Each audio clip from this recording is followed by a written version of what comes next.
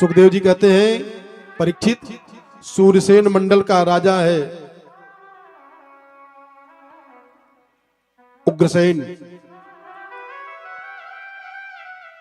उन्हीं के सूरसेनो यदुपतिर मथुरा मा वसन पुरीम माथुरांशूरसेनाश्च विषयान बुभुजे पुरा राजधानी ततः साभूत सर्व यादव भूभुजाम मथुरा भगवान यत्र नित्यम सन्निहितो हरि। यहाँ भगवान का नित्य प्रति वास होता है। तो उग्रसेन सुतः कंसः स्वसुः प्रिय चिकीर्षया, उग्रसेन का लड़का जो कंस है ये पूर्व जन्म में कालनेमी राक्षस था। इनकी पत्नी जब गर्भवती हुई है किनकी, उग्रसेन की, तो वही कालनेमी राक्षस की परछाई पड़ी है जो कंस पैदा हुआ है। बहुत सावधानी पूर्वक समझिएगा, कालनेमी राक्षस परछाई के माध्यम से घुस जा रहा है। परिणाम क्या हुआ, अब जो देवक हैं, देवक की लड़की है देवकी, जो चचेरी बहन है कंस की, विवाह करने लगा तो इसने बटुकेश्वर के राजा वसुदेव जी को पत्र लिखा क्या कि आप हमारी बहन देवकी के साथ विवाह करने के लिए तैयार हो जाएं, और अगर आप विवाह करने के लिए तैयार नहीं होते हैं तो हमसे लड़ाई करने के लिए आपको हर हाल में तैयार होना ही पड़ेगा। दो शर्त है, या तो देवकी के साथ विवाह कर लीजिए और या हमसे लड़ाई करने के लिए तैयार हो जाइए। तो शास्त्र कहता है कि अपूज्या यत्र पूज्यन्ति पूज्य पूजा व्यतिक्रम तत्र त्रीणि भविष्यन्ति दुर्भिक्षम मरणम भयम। ध्यान दें, हर क्षेत्र की बात बता रहा हूं, कोई भी क्षेत्र हो, पांडित्य का क्षेत्र हो, सर्विस का क्षेत्र हो, व्यापार का क्षेत्र हो, ये नियम है कि जो योग्य हो उस योग्य को अगर अपमानित करेंगे, अयोग्य को बैठा देंगे तो वहां तीन काम होगा। और आजकल ये ज्यादा हो रहा है, जैसे पूजा है, यज्ञ है, पाठ है, तो जो उसके योग्य विद्वान हो उसी के द्वारा कराना चाहिए। लेकिन करते क्या है अब,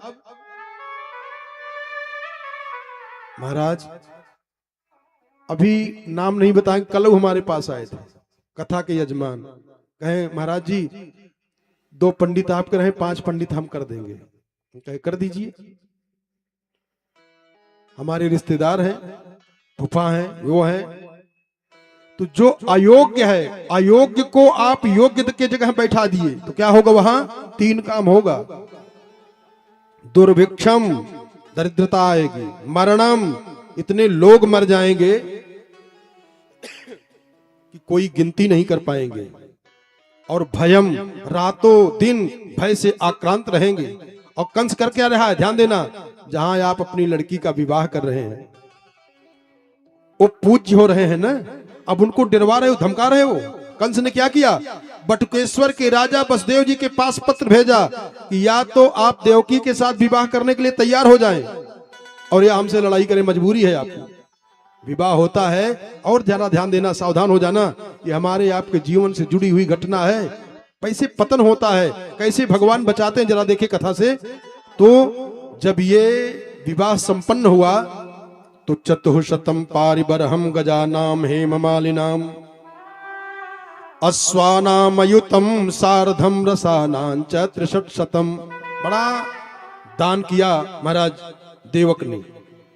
हाथी, घोड़ा, रथ, 1800 रथ दिए, और दासी नाम सुकुमारी नाम 200 समलंकृते। देवकी की सेवा में 200 सुकुमारी दासियों को सोने के गहने से लाद करके दिया, दान किया है देवक ने। और ये जो कंस है चचेरा भाई, ये दिखाने के लिए सबके सामने रथ पे बैठ करके और लगाम अपने हाथ में पकड़ करके रथ लेकर के चल रहा है। ध्यान देना, दुनिया की निगाह में लग रहा है किसके जैसा धार्मिक कौन होगा, और रथ लेकर के चल रहे हैं। वसुदेव जी अपने मन में सोच रहे, करी वाह क्या भाई, हमारा साला तो कितना ज्यादा मानता है। देवकी प्रसन्न हो जा रही कि हमारा भैया इतना ज्यादा हमको प्रेम करता है, हमने आज तक कभी सोची नहीं। लेकिन तब तक हुआ क्या, बोली पथि प्रग्रहिणम कंसम आभास्याः शरीरवाक् अस्यास्त्वामष्टमो गर्भो हंतायाम वहसे बुधा। है अबुध, हे मूर्ख, जिस बहन को तू इतने प्रेम से पहुंचाने जा रहा है उसी का 8वां लाल तेरा काल होगा, उसी का 8वां लाल तेरा काल होगा। आकाशवाणी कर रही है। क्यों? और ये आकाशवाणी देवकी के जीवन को बदल दे रही है। जो इतने सुख में थी, वो दुष्ट कंस रथ से नीचे उतरा। इत्युक्तः स खलः पापो भोजा नाम कुलपांसनः। और जो भोजराज कंस है वो अपने असली रूप में आ गया। असली रूप में कब आया? जब आकाशवाणी हो गई और देवकी जी के बाल को पकड़ करके रथ से नीचे उतार लिया, म्यान से तलवार निकाल लिया मारने के लिए। प्रथम दृष्टिया लगता है कि आकाशवाणी बोल करके एक स्त्री की हत्या करा रही है। आकाशवाणी न बोलती तो बड़े आराम से देवकी जी पहुंच जाती ससुराल में और 8वां लड़का पैदा होता, कंस का वध कर देते, तब बताते। लेकिन आकाशवाणी बोली क्यों? लगता है कि भाई देवताओं ने गलत कर दिया, लेकिन गलत नहीं हुआ है। ध्यान दें, बहुत सावधानी पूर्वक समझें। और इसका भाव बाबा ने बताया है, यही भागवत जी से लेकर के भावार्थ किया है मानस में। अरि उघर ही अंतन होई निबाहु, उघर ही अंतन होई निबाहु। काल ने जिमी रावण राहु, काल ने जिमी रावण राहु। उघर ही अंतन होई निबाहु, उघर ही अंतन होई निबाहु।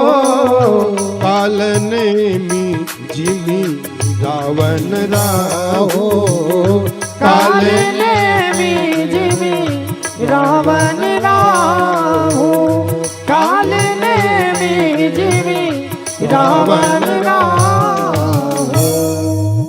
कालनेमी साधु बना, मारा गया। रावण साधु बना, मारा गया। राहु देवताओं का रूप बना करके अमृत पीने का प्रयास किया, मारा गया। अच्छा रूप बनाए, लेकिन इनका भेद खुला ना। हम थोड़ा विस्तार कर देते हैं उदाहरण के चक्कर में, क्योंकि ये क्षेत्र ज्यादा कथा सुनते रहते हैं, बुद्धि ज्यादा रहती है, तो इसलिए ज्यादा विस्तार करते हैं। लेकिन प्रसंग पर मन लगाए नहीं। ध्यान दें, ये आकाशवाणी क्यों बोल दिया? हमारे आपके जीवन में ये घटना क्या है? ये जो देहाभिमान है यही कंस है। ये जो देहाभिमान है ये कंस है और विवेक वसुदेव है, सद्बुद्धि देवकी है। तो जो विवेक रूपी वसुदेव है, सद्बुद्धि रूपी ये देवकी है। ये देहाभिमान रूपी कंस को पहचान नहीं पा रहे हैं और ये सोच रहे हैं बड़ा अच्छा है, क्योंकि यही पतन का कारण बनेगा। तो क्या किए? जो इन्होंने अपने जीवन में भजन किया है, तपस्या किया है, वो आकाशवाणी बनकर के प्रकट करा दिया। करे देवकी वसुदेव, इस दुष्ट के ऊपर विश्वास कर रहे हो? ये वो है नहीं जो दिख रहा है, अब इसका असली रूप दिखेगा। तब आकाशवाणी हुई, अस्यास्त्वामष्टमो गर्भो हंतायाम वह से बुध। अब ये असली रूप में आ गया। तुरंत म्यान से तलवार निकाला। अब देवकी वसुदेव जान के करी राम राम राम राम राम। हम तो इसको सोच रहे थे साधु है, ये बड़ा धार्मिक है। और जब म्यान से तलवार निकाला तो ध्यान दे लें, जितने भी पुरुष वर्ग बैठे हैं, इनका परम कर्तव्य होता है, ये जो पाणी ग्रहण संस्कार होता है ना मंडप में, तो जो अपनी पत्नी के साथ छल करते हैं, कपट करते हैं, तो उनको बहुत दुख भोगना पड़ जाता है। क्यों? क्योंकि वहां 7 गवाही होती है। विवाह मंडप में 7 गवाही होती है। उसमें देवताओं की गवाही रहती है। वो कन्या का जब कन्यादान होने लगता है तो कन्या भगवान गणेश को मनाती है कि हे गणेश भगवान, आज मैं अपने माता पिता के उत्तम कुल खानदान का परित्याग करके वर पक्ष में जा रही हूं।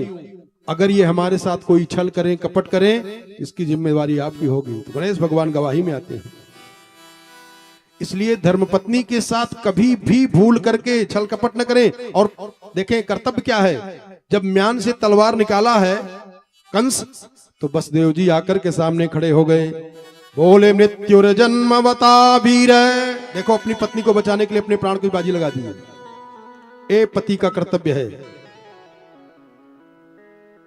देहे न सहजायते अद्यवाब्दशतान्ते वा मृत्युर्मेव प्राणिनाम ध्रुवः। भोजराज कंस देखो, साम दान दंड भेद ये 4 नीति है। वसुदेव जी ने चारों नीतियों का प्रयोग किया कंस के साथ में कि देवकी बच जाएं, देवकी बच जाएं। बड़ा सुंदर सुंदर उपदेश बताए, मृत्यु का भय भी बताए। लेकिन जब वो नहीं माना तब वसुदेव जी ने अपने मन में विचार किया कि जहां तक हो सके वहां तक दुर्घटना को टालना चाहिए, इसके बाद जैसी हरि की इच्छा। तो उन्होंने कहा, कंस ने वसुदेव जी से कहा, महाराज आप सुने नहीं, आकाशवाणी हुई है किसी के 8वें पुत्र के द्वारा मेरी मृत्यु हो जाएगी। तो वसुदेव जी ने यह भी समझाया कि मृत्युर्जन्मवताम वीर हरि देहे न सहजायते। हे भोजराज कंस, ये मृत्यु तो परम सत्य है। जीव पैदा होता है तो ये गलत हो सकता है, गर्भ में मर जाए, हो सकता है। लेकिन जब जीव मां के गर्भ में आता है तो मृत्यु तो उसी समय निर्धारित हो जाती है। लेकिन ये कहां मानने वाला है।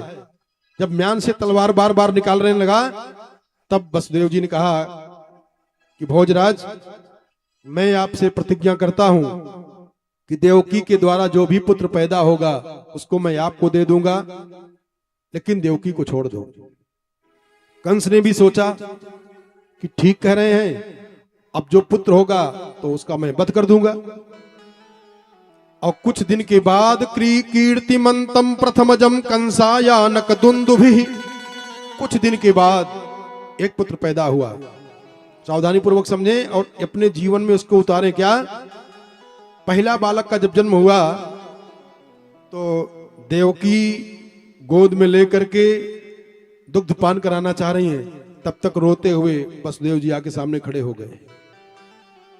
देवकी जी सोच रही हैं कि हमारे पति की प्रतिज्ञा बात कट जाएगी, इसलिए वो भी रोते हुए उस अपने पुत्र को, आत्मा जायते स वही पुत्र है, उस पुत्र को अपने पति की गोद में दे देती है कि ले जाके कंस को दे दीजिए। अब वसुदेव जी रोते हुए उस बालक को ले जाते हैं कंस के पास, और ज्यों कंस के पास लेकर के जाते हैं, कंस की गोद में देते हैं उस बालक को, तो बालक मुस्कुराया, थोड़ा सा मुस्कुराया। जब मुस्कुराया तो कंस के हृदय में दया आ गई। उसने कहा, प्रतियातु कुमारोयम, हे वसुदेव, इनको लेकर के जाओ वापस, इसको नहीं मारना है। 8वें पुत्र को वध करना है, क्योंकि उसके द्वारा मेरी मृत्यु होगी। ध्यान से समझे। इसीलिए बार बार कहता रहता हूं कि अगर किसी का जीवन बिगाड़ना चाहते हो तो उसको भगवान से विमुख कर दो, उसका अपने आप विनाश हो जाएगा। और किसी का जीवन बनाना चाहते हो तो केवल एक काम कर दो, येन केन प्रकारेण, उसका मन भगवान की भक्ति में लगा दीजिए, अपने आप उसका कल्याण हो जाए, कुछ नहीं करना पड़ेगा। क्या किए, जब ये कंस ने उस लड़के को वापस कर दिया, कहा ले जाइए, इसको नहीं मारूंगा, तो लौट करके जब आए तब तक नारद जी वीणा बजाते हुए पहुंच गए। अब देखो, संत हैं, संता हैं, नारद जी वीणा बजाते हुए वहां पहुंचे और नारद जी जाकर के दिखाए, कमल का फूल लिए, मिले, कंस से कहा, भोजराज कंस, राज्य का क्या समाचार है? कहा, महाराज बहुत सुंदर चल रहा है। देवकी को प्रथम पुत्र पैदा हुआ तो प्रथम पुत्र से तो कोई डर है नहीं, इसलिए हमने उसको वापस कर दिया। तो देवर्षि नारद ने कहा, भैया आपकी मर्जी, लेकिन देवताओं की गति कोई जानता नहीं, तो कमल का फूल दिखाएगा, देख रहे हो? इसमें बताओ पहला कौन है, दूसरा कौन है, तीसरा कौन है? कैसे आप जान गए कि पहला बालक है? अरे कहा पहला पैदा हुआ। कहा पैदा होने से क्या होता है? गर्भ में कौन पहले आया है? तो गोला कमल का दिखाया पुष्प तो कमल के पुष्प को दिखा करके देवर्षि नारद ने भोजराज कंस को भ्रमित किया। कहा ये पहला और 8वां तो गिनने वाले के ऊपर निर्भर करेगा ना, जैसे ये गोला है। अब अगर आप यहां से गिनेंगे 1 2 3 4 5 6 7 तो ये 8 बन जाएगा, यहां से गिनेंगे तो ये 8 बन जाएगा। तो गिनने वाले के ऊपर है कि कहां से गिने, फिर जाते जाते वहां 8 बन जाएगा। ऐसा घुमाया देवर्षि नारद ने, ये घबरा गया। कौन? एक कंस घबराया और दौड़ करके गया, तो एकेतमनुरुन्धानाम ज्ञातयः पर्युपासते। नारद जी ने ऐसा भ्रम क्यों पैदा कर दिया? बेटा जब पाप करेगा तब तेरा विनाश हो जाएगा। और हतेषु सत्सु बालेषु, 6 बच्चों को पटक पटक करके कंस ने मार दिया। और जब 6 बच्चों को मारा तो 7वीं बार जब गर्भवती हुई देवकी, तो भगवान ने बुलाया किनको? अपनी माया शक्ति को, आदि शक्ति को बुलाया। भगवान अपि विश्वात्मा विदित्वा कंसजं भयम्, अपनी योग माया को बुलाया।